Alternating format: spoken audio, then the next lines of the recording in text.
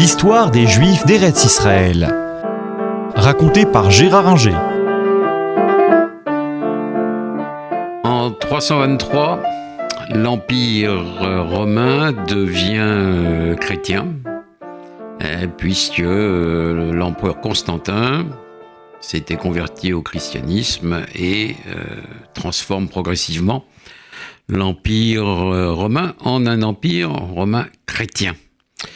Pour les Juifs d'Eretz Israël, ça ne change pas grand-chose, et c'est même pire qu'avant, puisque progressivement les restrictions qu'ils devaient subir, y compris le fait de ne pas pouvoir s'installer à Aelia Capitolina, le nom de Jérusalem donné par Hadrien, ont été progressivement levés ou du moins sont tombés un peu en désuétude.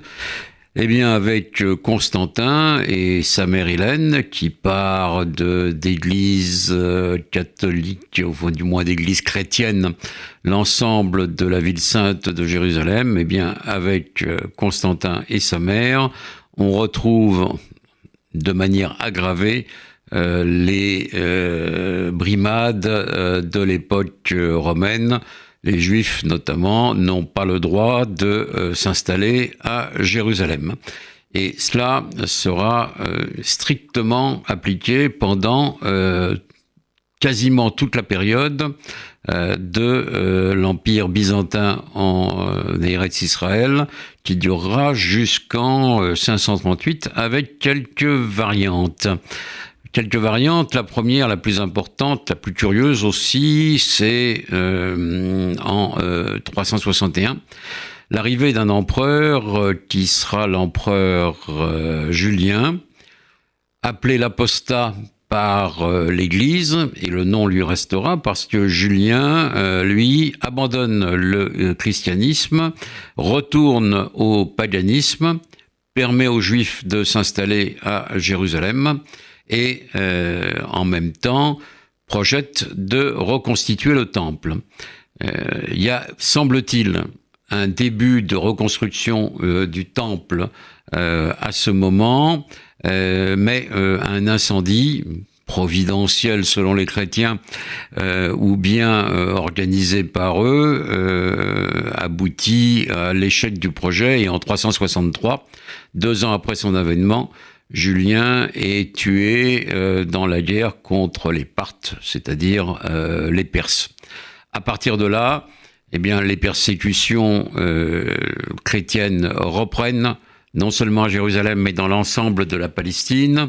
Et en 426, notamment, la dernière grande institution juive en Eretz, qui était le Sanhédrin, disparaît.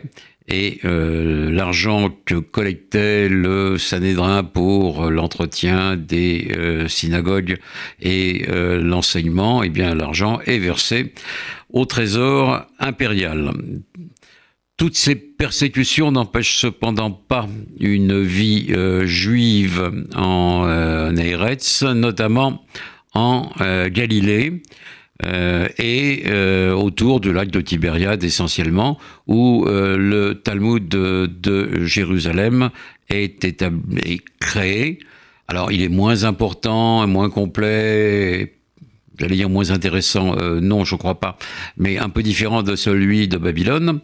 Mais il montre bien la vivacité de la vie juive à l'époque byzantine, et on la trouve également, cette pérennité de la vie juive, on la trouve également dans des synagogues qui sont construites à cette époque, malgré l'interdiction de l'empereur byzantin, quel qu'il soit, y compris le plus grand d'entre eux qui est Justinien, qui a créé le code justinien, et malgré ces interdictions, eh bien, il y a des synagogues construites avec notamment de remarquables et de très belles mosaïques, souvent consacrées à des horoscopes.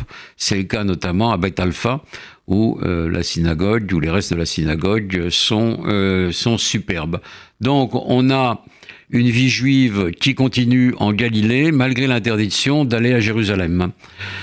J'ai parlé de péripéties et après celle de Julien, eh bien, il y a celle d'un empereur perse qui reprend Jérusalem sous les vivas de la population juive d'Eretz, qui s'appelle Khosroès, mais ça ne dure pas longtemps. C'est au début du 7e siècle, 628, là les Byzantins l'emportent à nouveau sur les Perses et on peut croire que tout va continuer comme avant, à savoir l'interdiction pour les Juifs de prier et de vivre à Jérusalem. Et d'ailleurs, l'emplacement du temple a été transformé en une décharge publique. Comme ça, on est sûr que les Juifs ne viendront pas y prier, même si certains, de manière plus ou moins déguisée, y parviennent. Interdiction pour les Juifs d'avoir des esclaves chrétiens. Interdiction pour les Juifs d'exercer certaines professions, notamment dans toute la fonction publique. Bref, la vie n'est pas facile sous l'Empire byzantin pour les Juifs. Mais la situation va changer car du désert va surgir un nouvel occupant qui arrivera en 638, 6 ans après la mort de Mahomet.